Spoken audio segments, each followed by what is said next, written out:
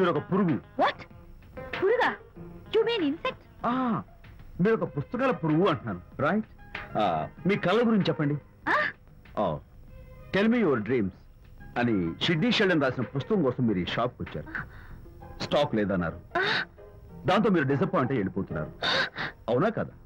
మీకెలా తెలుసు? మాకింకా చాలా తెలుసు. నేనే మాట్లాడాను. మరి మీ లిప్ కదలేదేంటి? లిప్ కదలకుండా మాట్లాడడం నాకున్న special decoration. You mean ventriloquism? Yeah, ventriloquism. Okay then. నేను ఆ బుక్ కోసం వచ్చానని మీకెలా తెలుసు? Face reading.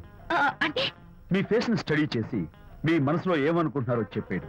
అయితే ఫేస్ చూసి అవతల వాళ్ళు ఏమనుకుంటున్నారో మీరు చెప్పగలుగుతారా? యా, నాకున్న స్పెషల్ డెకరేషన్ అదే.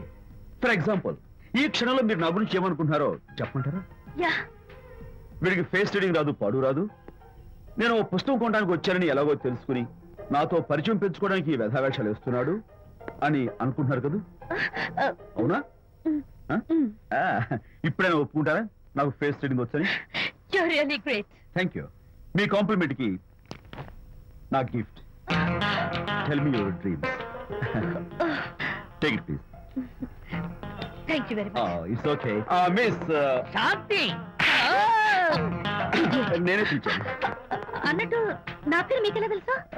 అదే నాకున్న ఎక్స్ట్రా డెకరేషన్. ముందు నుంచి చూసి భావం, వెనక నుంచి చూసి నామం చెప్పగలను. వావ్. బై ద వే, నాకు ఈ ఇన్స్టెంట్ ఫ్రెండ్షిప్స్ అవి నచ్చవు. సో ఇక మీద మన పరిచయం డెవలప్ కాకూడదని, మనం మళ్ళీ మళ్ళీ కలవకూడదని కోరుకుంటాను. బాయ్.